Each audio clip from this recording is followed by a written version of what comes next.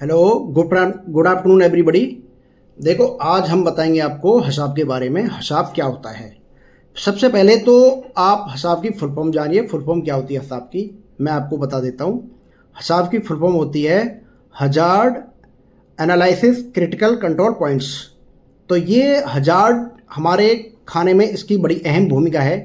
तो हजार्ड देखो, हजार्ड के अंडर में एक तीन ऐसे घटक हैं, तीन ऐसे मतलब खाने को खराब करने वाली चीज़ें हैं जिससे हमारा खाना प्रदूषित होता है, मीन्स अफेक्टेड होता है।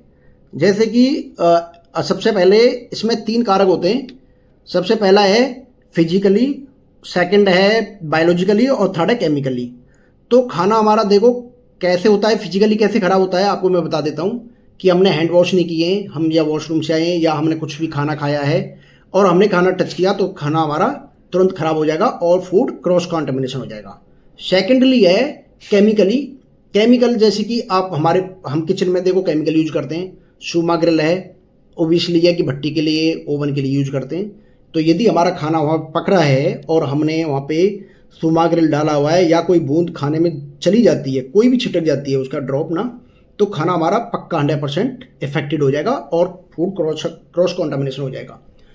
तो और थर्ड है हमारा बायोलॉजिकली। बायोलॉजिकली क्या होता है कि जैसे कि हमने वेज नॉन वेज पास पास में रखे हैं, हमारा रॉ मटेरियल है, पता है कि हमें रॉ फूड जो नॉन वेज रॉ होता है उसको हम सेपरेटली अलग अलग चॉपिंग बोर्ड में काटते हैं ताकि हमारा फूड क्रॉस कॉन्टामिनेशन ना हो, और काटने के बाद तुरंत उसको वाटर सॉल्यूशन में डाल देते हैं।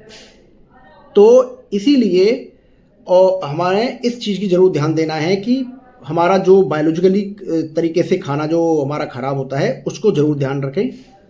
और जो हमारा थर्ड था जो केमिकल था, केमिकल का भी हमें वैसे यूज करना है कि ताकि हमारा खाना ख़राब ना हो। तो इन चीज़ों को, तीन चीज़ों को लेके हमें बहुत ज़रूर ध्यान देना है ताकि हमारा खाना सेफ रहे, सुरक्षित रहे। यदि देखो आप सभी लोग काम करते हैं किचन में, हम यदि सेफ है ना, यदि हम साफ़ सुथरा खाना खा रहे हैं तो हम भी चाहेंगे कि हमारा गेस्ट भी साफ़ सुथरा खाना खाए। यदि हम सेफ हैं, हम सुरक्षित हैं, हम बीमार नहीं हैं, हम ठीक हैं, हम वेलनेस हैं, तो तभी हम खाना अच्छा बना पाएंगे, अपनी बॉडी का ध्यान रखते हुए, खाने को ध्यान रखते हुए। और इसमें जो हमारा हजार्ड जो मैंने बताया कि फूड डेंजर जोन जो हजार्ड के अंडर में आता है, हिसाब के अंडर आता है, उस चीज़ को ध्यान में रखते हुए खाने को हमें प्रिपेयर करना है, प्रोडक्शन करना है। क्योंकि हिसाब के अंडर में जो हमारा फूड क्रॉस कॉन्टामिनेशन होता है वो उसके कारण बहुत सारे हैं। जैसे कि हमने नॉनवेज काटा और ग्लव्स नहीं पहना और हमने हाथ किसी दूसरे वेज में टच कर दिया तो खाना हमारा ओबियसली कि खाना हमारा इफेक्टेड होगा, ख़राब हो जाएगा। क्योंकि क्रॉस कॉन्टामिनेशन को से बचने के लिए हमें सबसे पहले नॉन वेज को एकदम से अलग रैक में, सेपरेट में कवरिंग करके रखना पड़ेगा, तब हम सेफ रह पाएंगे और हमारा खाना सेफ रह पाएगा। वैसे ही हमने कुक फूड, अनकुक फूड को भी सेपरेट कवर करके अलग अलग रैक में रखना है ताकि फूड क्रॉस कॉन्टामिनेशन ना हो।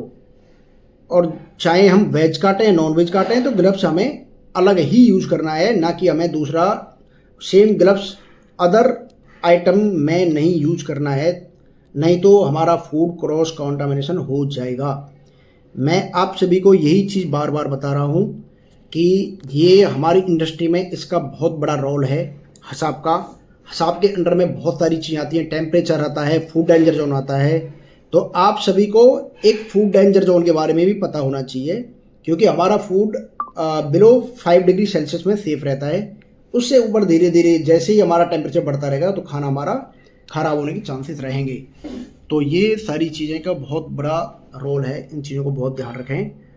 क्योंकि फूड जो हमारा है वो एक बहुत बड़ा एक ऐसा पार्ट है जिससे हमारा गेस्ट सफ़र करता है। यदि गेस्ट को एकदम खाना अच्छा जाएगा, साफ़ सुथरा जाएगा, तो ओबियसली खाना सेफ रहेगा और गेस्ट भी हमारा अच्छा रहेगा, स्वस्थ रहेगा और हमारे होटल की इनकम बढ़ेगी।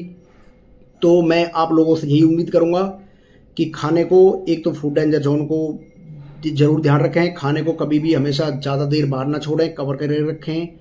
और जब भी हमारा फ्रिज का टेम्परेचर 5 डिग्री से ऊपर जाता है तुरंत इन्फॉर्म करें। माइनस है तो -18 to 20 तक रहता है अपना जो फ्रोजन आइटम है। तो इन चीज़ों के बारे में ये मैं आपकी जो हमारा टॉपिक था वो हिसाब के बारे में था, मैंने आपको 1 by 1 करके सारी चीज़ समझा दी हैं। इसके लिए थैंक यू, धन्यवाद आप सभी के लिए। आज का टॉपिक यहीं पे ख़त्म।